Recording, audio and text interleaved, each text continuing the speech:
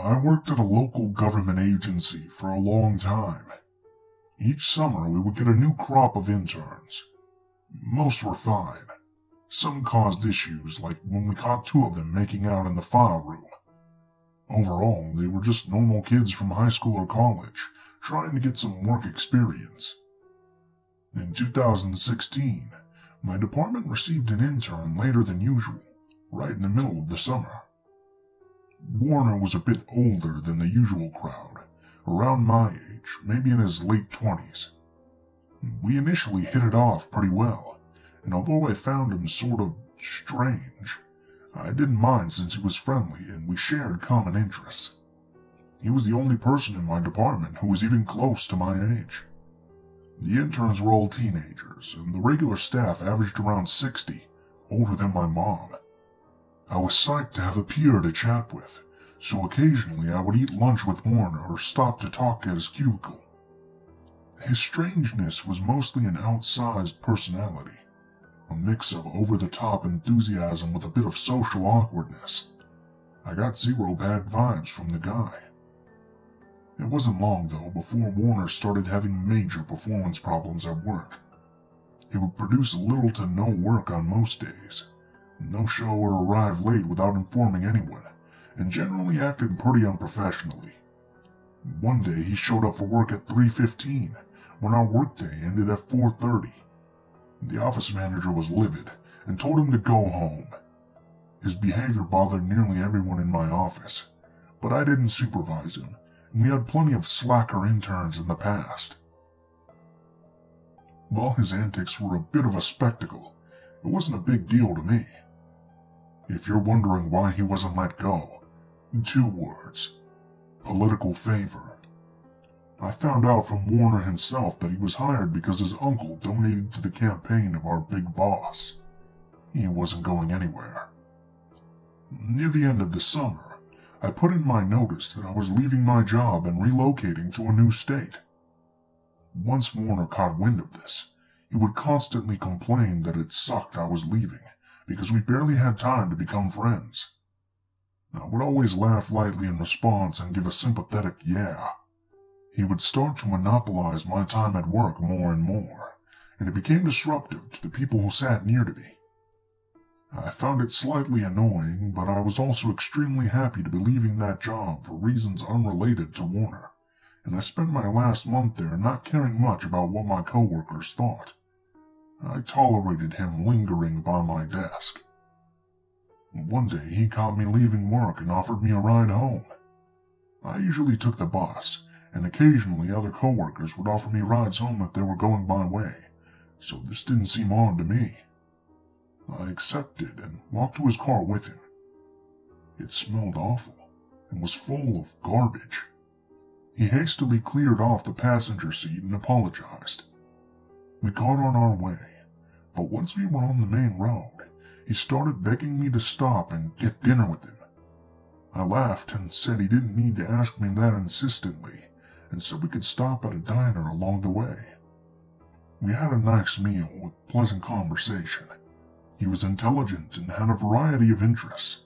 Our political positions aligned, and we shared disdain for our cranky old coworkers. I had a good time. I expressed that he didn't need to drive me all the way home now that it was late, but he kept insisting, so I relented. As I directed him towards my house, he started in again with the whining about how our developing friendship was cut short because I was moving. At this point, I was getting tired of hearing this. The decision to leave my job and move away from home was an extremely difficult one to make, and I was proud of how bold I was being. I stopped responding and laughing, and his whining eventually faded out. We came up to the turn to get on my street, and when I pointed it out, he accelerated and drove right past it, laughing.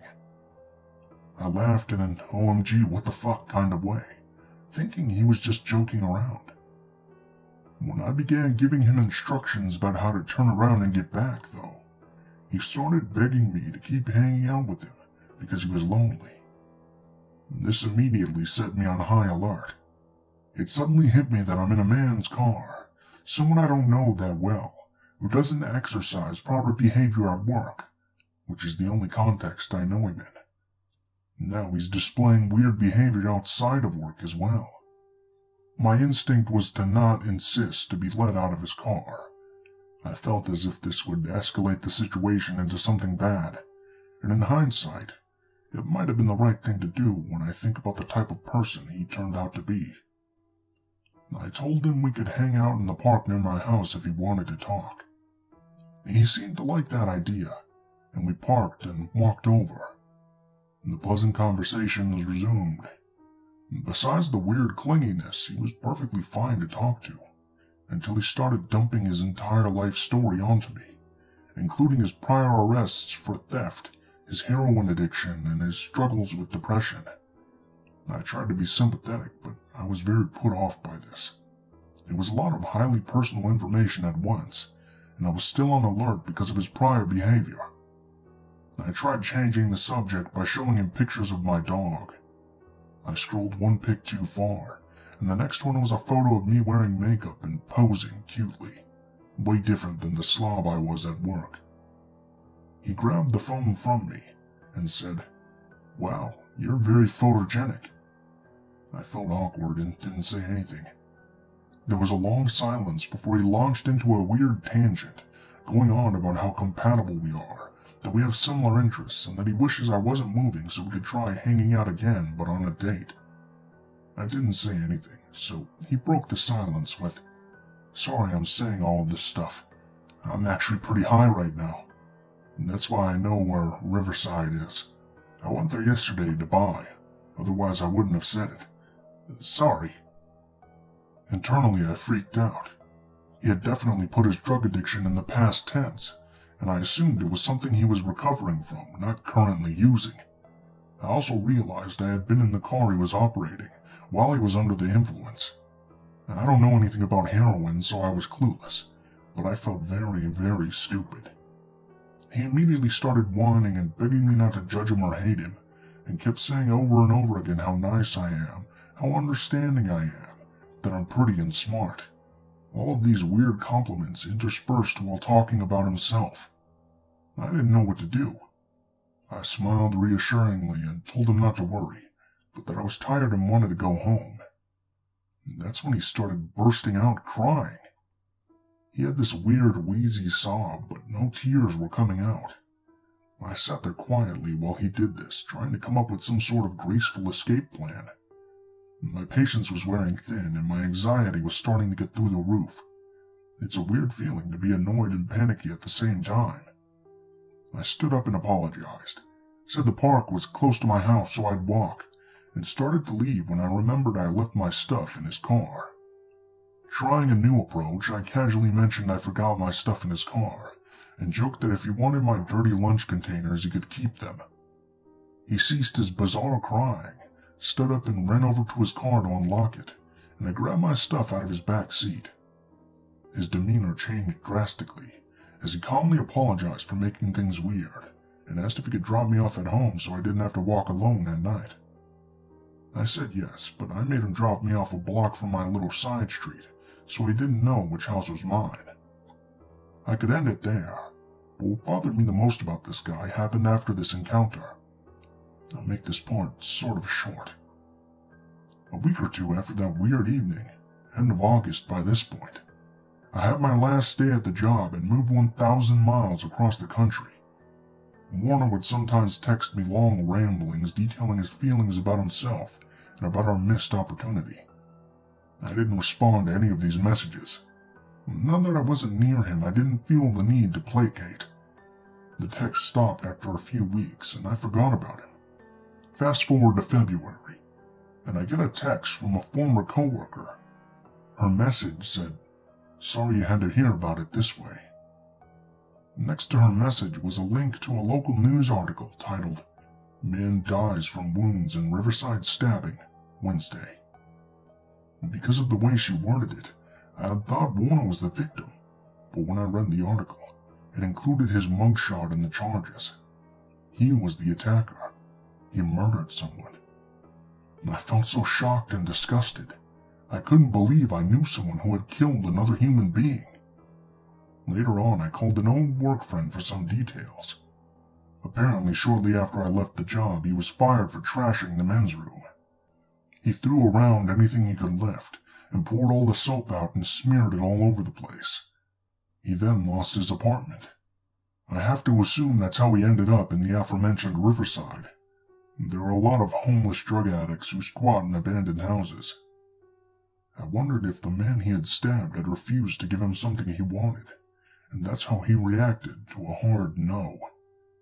I don't think I made all of the wisest decisions during my interactions with Warner, but I'm glad I was able to avoid setting him off.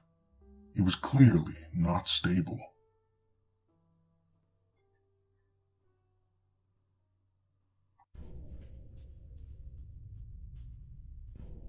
So this happened on Halloween when I was about 11. My friend and I decided to go trick-or-treating. Yeah, we were a little old, but we just wanted some free candy. I lived in a very nice neighborhood, one of the ones where everyone gives out the full-size candy bars, so it wasn't unusual to have a lot of people come there to trick-or-treat. However, that also meant that there's about an acre of front yard for each house, so it took about 3 minutes to walk between each door. It was a good night for Halloween weather-wise. Not too chilly and not too rainy or anything. This is important later. It's approaching 8:30 p.m. at this point, and after hanging around on the golf course and appreciating our candy haul, we decide to start heading home and call it a night. The street I live on is a gigantic U-shape. A little over half a mile walk from the top of the U down the bend to the other side. We were walking towards the end of the U further away from my house, as we wanted to take the long way since it was such a nice night out. It's about 9 p.m. now, so no one else is really out anymore at this point. The people have all turned off their porch lights, the universal signal for no more trick-or-treaters. That's when we notice a lone white van, parked on the street. We made a joke about how it looks like the stereotypical kidnap vans, even with painted windows. That's when we notice it shift out of park, and slowly creep down the street towards us and park at the next house. Oh, they must have kids trick-or-treating or something. It wasn't uncommon for people to drive their kids from house to house, since they were so spread out in our neighborhood. But given that it was 9 p.m. and a night with nice weather, it struck us as a bit odd. We checked every few minutes, and it seemed to just be stopping from house to house like normal. We turned around again and kept walking at a leisurely pace, gossiping and whatnot. That's when we hear the car squeal as it moved forward down the hill and park again, this time only about 2 houses away from us, on the opposite side of the street.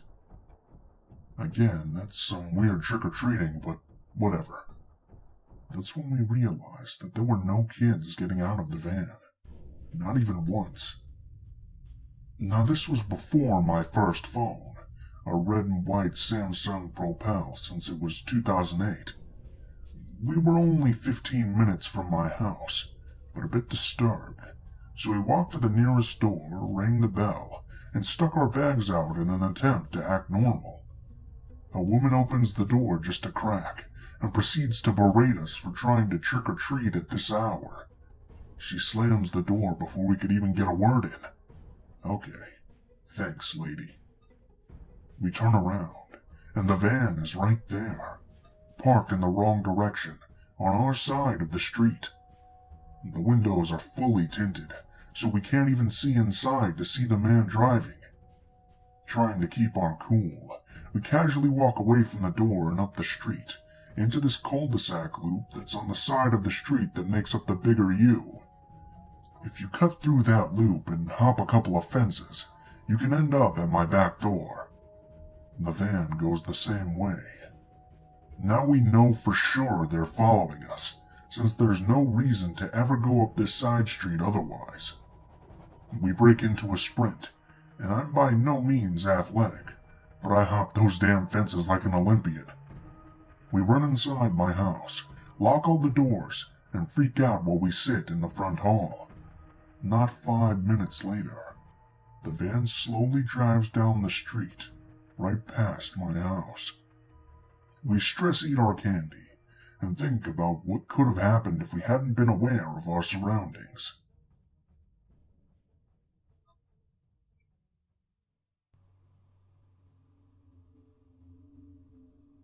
A little background about me. I have PD, panic disorder. For those who don't know what it is, it's a mental illness that causes extreme anxiety, severe panic attacks, and a slew of other problems. I've been suffering from this for over a year now, and while it's finally getting better, it's been very difficult to deal with, so keep this in mind. My husband and I have been married for a little over a year now. The time we were married, unfortunately, I was undergoing medical issues that no doctors could seem to explain. I was having panic attacks all the time, and they would be so severe I would have to be taken to the ER, where they would have to sedate me to calm me down. I was also losing weight at an exponential and scary rate, becoming sicker and sicker as time went on.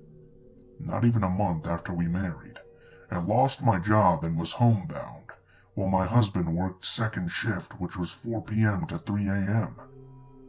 He would arrive at home around 4 a.m., leaving me home alone most of the time. My parents and younger brother live close by, perhaps a 10-minute drive at most, but at the moment my mother, who is a school teacher, and my father, who works in a factory, were unable to watch over me. They called as frequently as they could, but that was about all they could do. In May, I was told by doctors that I was literally at death's door, and unless something happened quick, my family was going to lose me. I was given medications to help with panic attacks and to get me to eat. They wanted to hospitalize me, but I refused. My parents decided that when they and my younger brother went to Florida the next month, they were taking me with them. Again, keep in mind I'm both anxious and extremely sick. Around this time is when my real issues began. Not with me, but with our neighbors. See, we've never actually met our neighbors personally. My husband lived in the trailer for a month on his own before we married, and he always said they were a bit odd but didn't seem to be of any concern. However, once I came into the picture, that all changed. The person who lived in the trailer before us was actually a cousin of mine, who rented from another cousin and his wife who lived states away. Nora was a huge druggie and a drug dealer, so people got used to getting their fixes and drugs at the trailer we now live in. Then, a few months before we moved in, she got in trouble with the law and landed in jail for some time.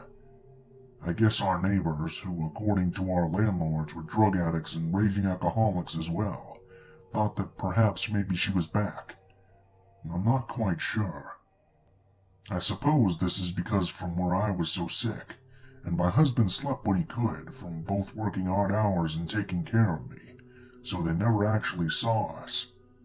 They just knew someone was there. They became active mostly at night. During the day, they were predominantly quiet. Every once in a while, they would do something outside, but for the most part, nothing really happened. It was always after my husband left for work. My car was still there, which should have told him at least someone was still home. It started off innocently enough. Driving up and down in front of the house, parking in the road directly in front of it and waiting. They'd honk the horn, but I'd ignore them. Several times I called my parents, asking them what I should do. They said for the time to just ignore them, because maybe they thought Nora was back, and after some time they'd get the hint that it was new people and leave me alone. I did just that, for a time. And when they started driving up the driveway and stopping at the porch, that's when I first called the cops. All I was told was that as long as they didn't encroach on my actual property, there was nothing they could do. They advised me to turn on the lights to my house, signaling I was home. I couldn't sleep, despite desperately needing to. I had mono and panic disorder / depression, so I needed to sleep. My husband had the weekends off, and you can guess it, no issues during the weekends. It was insane and infuriating.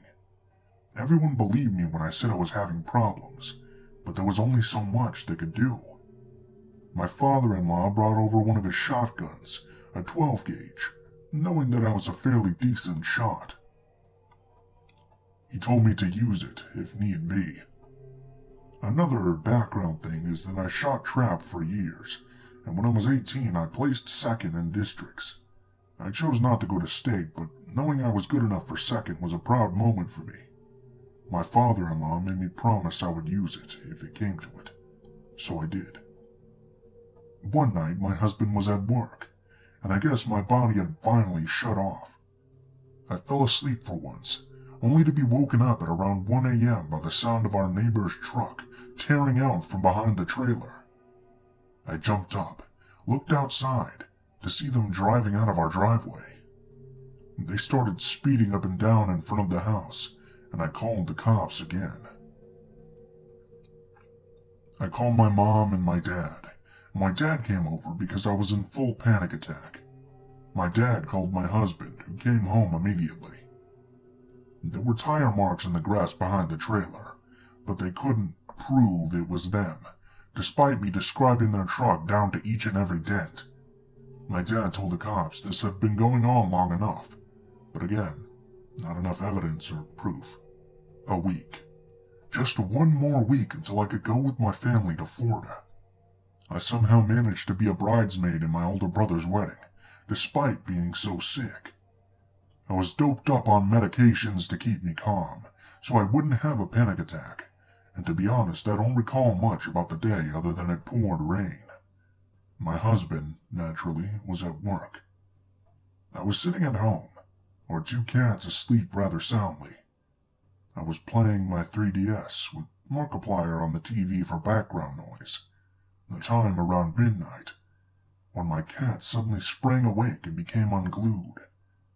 They ran to the side door, then the front door, growling and hissing, their hair on end. They had never behaved that way, so I started to get up to see what it was they were freaking out about, when I heard it. How are we gonna do this? I froze. I heard them. I heard their footsteps as they walked up and down the front porch. I wasn't sure how many they were, but I know for a fact there were at least 3 men outside. My curtains were closed, and most of the lights were off, but the TV was on, and surely they could hear Markiplier's eccentric volume. Maybe I'm not... They had gotten quieter. I heard their footsteps on the porch again. I grabbed my phone, shakily swiping until I found my dad's number and called him. I remember breathing hard, feeling a panic attack setting in. Hello? They're here, I remember sobbing.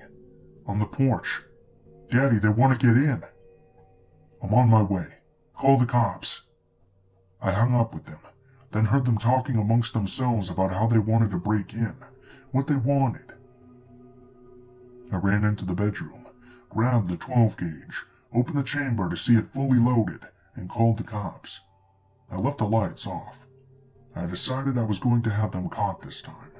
I wasn't going to run them off. The dispatch answered, and I told them what was going on. As sick as I was, I managed to hold that shotgun to my shoulder, pointed at the door, remembering everything my dad taught me about shooting while I was a hunter and when I shot trap. But I was still scared out of my mind. Somehow I kept my panic attack down for now, but I was still breathing very hard. Calm your breathing, hon. You said they're outside? Yes. I heard one say they heard me, and the other said that it wouldn't be a problem. Oh my God. They're coming, I promise. I'm armed. Excuse me? I'm armed, I yelled, hoping that they'd hear. With what, sweetheart? A 12 gauge. They want to hurt me, and I'm not going to let them. She's armed, I heard him tell the police, who I suppose were on their way. I heard armed from one of the guys outside, and then complete silence. I heard their footsteps leaving, then saw the lights on my dad's truck. I lowered the shotgun and ran outside, my dad and younger brother running out of the truck. My dad had the Judge in his hand, which is a pistol that shoots 12-gauge rounds, while my younger brother was holding a knife. It's my dad and brother. They're armed too. Okay, what of the men? I don't see them anymore. When the cops get there, disarm yourselves, okay? I thanked the dispatcher for everything, and at about this time the cops pulled up. I told my dad and younger brother to disarm, so they put their weapons in the truck while I took my gun inside and sat it on the kitchen, on top of our counter table. My dad told me to get back in the house, and for my younger brother to go with me. As soon as I stepped inside, the panic attack hit. My dad came inside for a moment and hugged me, telling me how brave I had been, especially for holding it in as long as I did. Shaking, crying, and gasping for breath, I listened as he went back outside. The cops found footprints and an area on the porch where the men had tried to break in at one point. The men had scattered, though, leaving it difficult for the cops to trace exactly where they came from. My dad told them it was the neighbors. My landlords actually called and told the cops it was more than likely our neighbors as well, who had apparently been giving my cousin who lives up the road a difficult time as well. The cops noticed some of the footprints went into the neighbor's yard, but they weren't home, of course.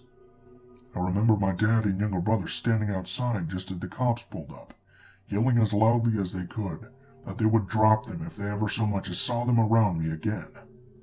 "Enough is enough," my dad yelled over and over. "She's sick. She needs rest, so leave her the hell alone." I noticed that he was crying. My dad isn't the type of person to do that. My whole life, I've seen my dad cry maybe a handful of times. When he talked about his deceased father, when my mom's mom died, when the doctors told me I was on death's door, when my younger brother was born. My dad had been scared that he wouldn't get there in time, and maybe, just maybe, that I would hesitate to protect myself. But I had made up my mind. I wasn't going to let them get away with it anymore.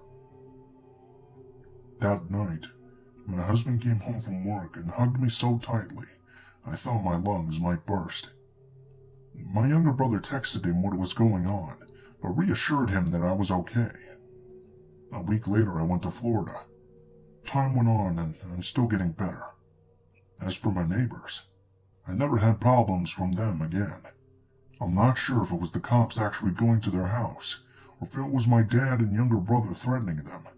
Or maybe it was me, them hearing me saying that I was armed. I don't know, and I don't care. They're still there, but I know they won't try anything with me ever again.